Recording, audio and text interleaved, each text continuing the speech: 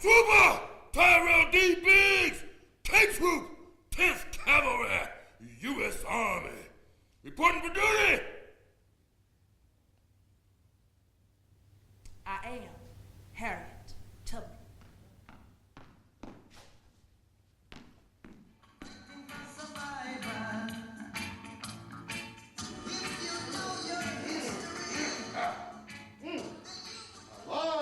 My lines. Oh, what?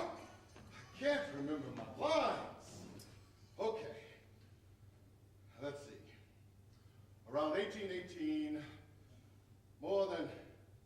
little more than 200 years after the first kidnapped Africans were brought to America in chains, Frederick Augustus Washington Bailey was born. After his escape from slavery, he used the last name Johnson for a while. Later changed it to Douglas, a name he got from a character in Sir Walter Scott's poem, The Lady of the Lake.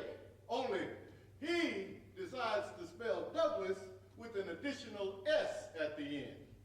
That's what they call us, Buffalo Soldiers. The white troops used to say,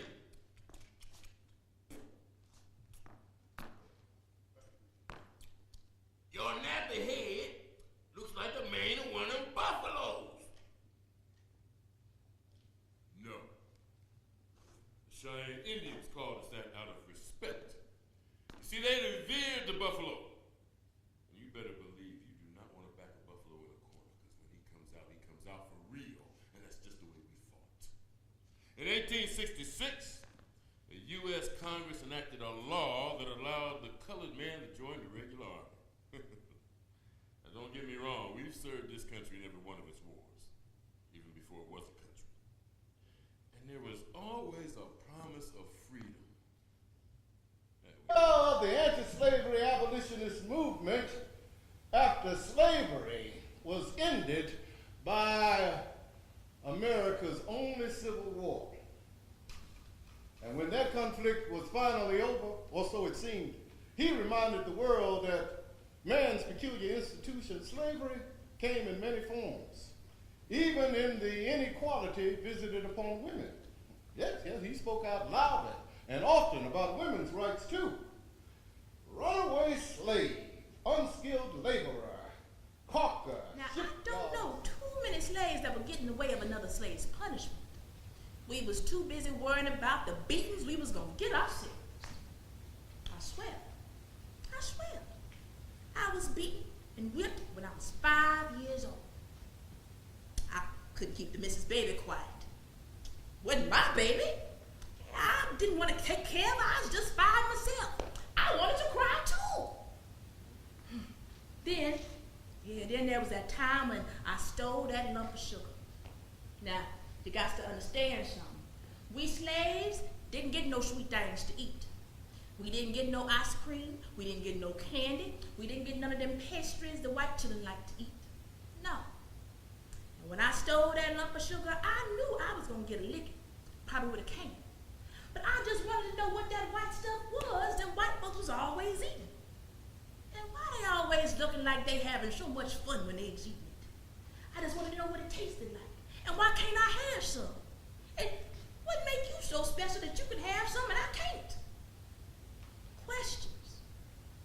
Questions. See, I was always asking questions. And when I did steal that lump of sugar from one book, No, I do not have an appointment. I am Frederick Douglass.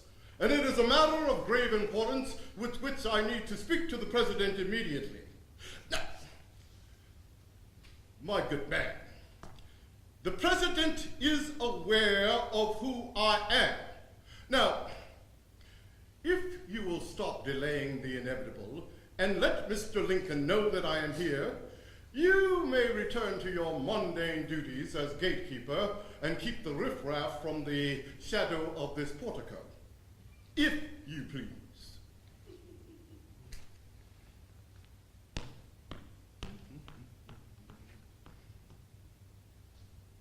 Oh, the President requires my presence post haste And without further delay, you say?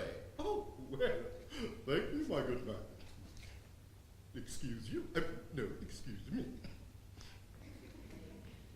Upon my subsequent visits to the White House, the guards would graciously acknowledge my presence even before I set foot out of carriage. They would actually... Corporal Taylor, he got something he do. I don't know what that is. Some of the others, they got prayers, they say. But me, I got 7 words. Battle is over, and I'm still alive. So whilst I'm thinking that battle is over, I'm still alive. Battle is over, I'm still alive. All of a sudden, bullets and arrows start filling the air. And here they come out the woods, about 25 braves yelling at the top of their lungs, "Aye!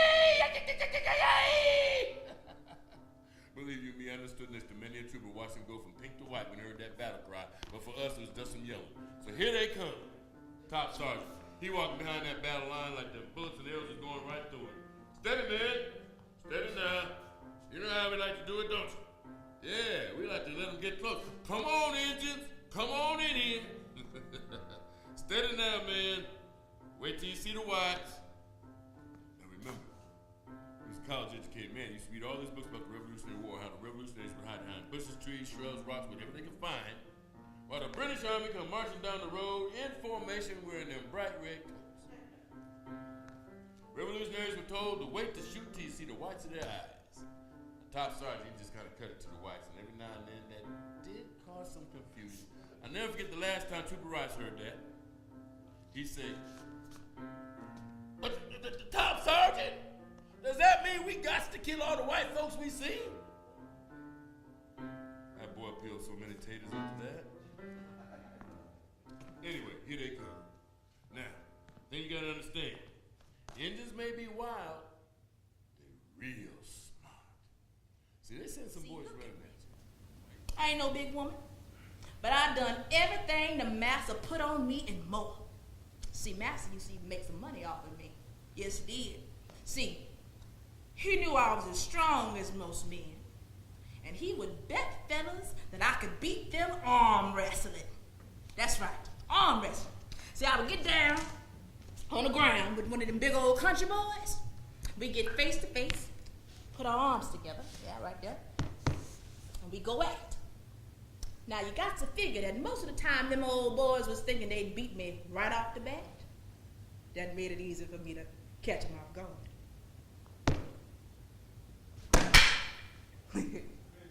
Course. And I was tasked with the job of recruiting men to serve in the newly formed 54th Massachusetts Infantry. My fellow men of color, this is our golden opportunity. Let us accept it and forever wipe out the dark reproaches unsparingly hurled against us by our enemies.